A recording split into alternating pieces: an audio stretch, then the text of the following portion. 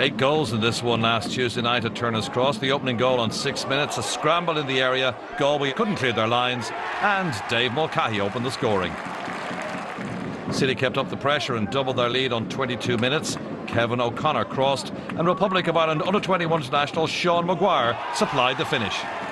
His 14th of the season. Galway United got back into it 10 minutes before the break. Poor defending allowed defender Killian Cantwell to head home Ryan Connolly's free kick to make it 2-1. Galway conceded again before the break, not once but twice. The first on 38 minutes, Carl Shepherd supplied the cross, and Gary Buckley unmarked headed in. The visitors then conceded a fourth before half-time. Stephen Dooley picked out Maguire to cross, and the ball then hit Dave Mulcahy before ending up in the back of the net.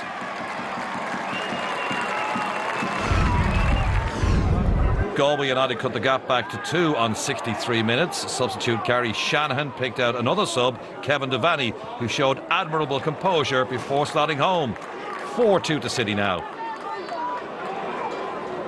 But City responded minutes later. A deflected Kevin O'Connor free kick, finding the back of the net.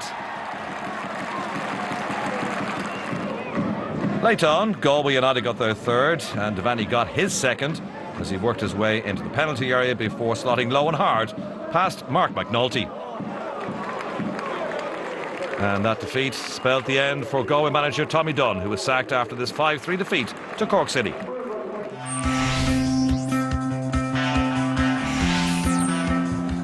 In the battle for third place in the league, Derry got off to a great start in the Brandywell last Tuesday when Ronan Curtis gave them the lead on 17 minutes. An emotional Curtis dedicated the goal to his late uncle, Daniel Gray. And 2 minutes later, the home side doubled their lead. Barry McNamee squared the ball across the 6-yard box, and Curtis rifled home to score his second of the match. Rovers capitalised on a Derry defensive mistake 6 minutes before the break to pull one back. Gary Shaw dispossessed Aaron McInnes before Stephen McPhail picked out Sean Boyd on the edge of the box, and he laid it on a plate for Gary McCabe to blast home his second goal in 2 games. A lifeline for Rovers. 7 minutes from time, the Hoops equalised, albeit fortuitously. Stephen McPhail's free kick may have taken a little deflection, but it ended up crossing Ger Doherty's line to salvage a point for Rovers in their race with the Candy Stripes for European football. A good point for the Hoops, but the home side will not be happy letting a 2-goal lead slip. At the Brandywell, it finished Derry City 2, Shamrock Rovers 2.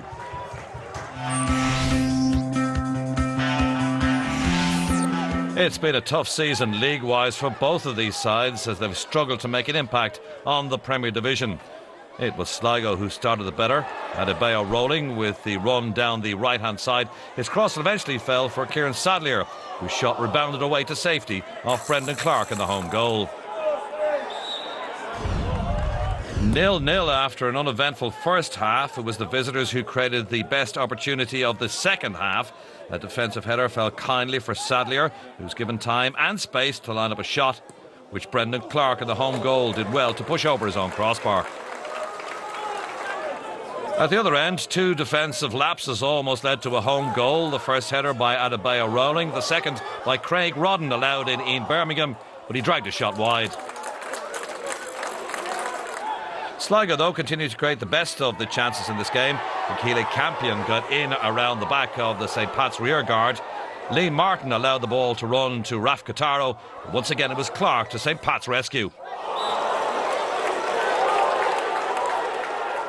St. Pat's should really have scored with their next chance. Conan Byrne crossed from the right-hand side. It fell kindly for Graham Kelly, who didn't have the presence of mind to force the ball past the visiting keeper, Kieran Nugent. In the end, wasted opportunities at both ends, and it finished St. Patrick's Athletic 0, Sligo Rovers 0. And as John mentioned in his first report, that game against Cork City proved to be Tommy Dunn's last match in charge of Galway United, and we'll talk about that a little later. We'll also see Galway in action in their Saturday fixture at home to Finn Harps. But there was one game on Friday night. Bray Wanderers took on Bows at the Carlisle grounds.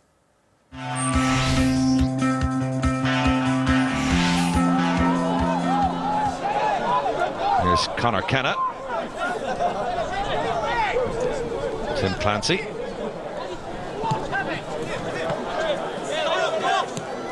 This is Kevin Lynch. It's a lovely ball into Pender. Oh, Pender with the shot. Ger Pender scores his 5th goal in 5 games. Great start. 4 minutes gone for Bray Wanderers. They lead 1-0. Corner then by Sullivan out on that right-hand side. And just wide from Pender. Seems to be all Bray at the moment. Nice ball to Dylan Connolly. Great chance here. Oh, good save by Shane Supple.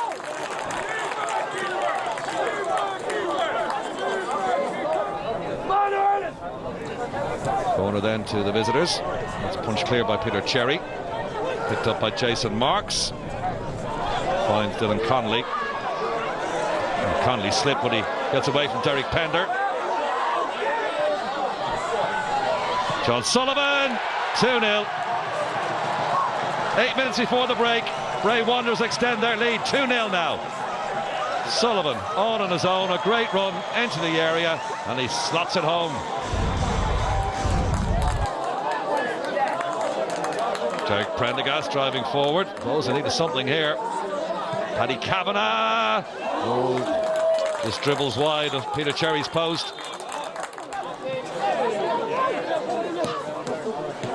His own Weirin. Good challenge, but it's knocked into the path of Curtis Byrne to Keith Buckley. He's onside. Nice finish. 9 minutes to go. Second league goal of the season for Buckley. 2-1 now, and a little hope for the visitors. Just slots it nicely past Cherry. Injury time now as Shane Supple launches it forward. Good defensive header by Tim Clancy. And the referee, Robert Hennessy, has the whistle to his mouth. There it is. 5 wins in a row now for the Seagulls, and only 1 loss in 50. What a run.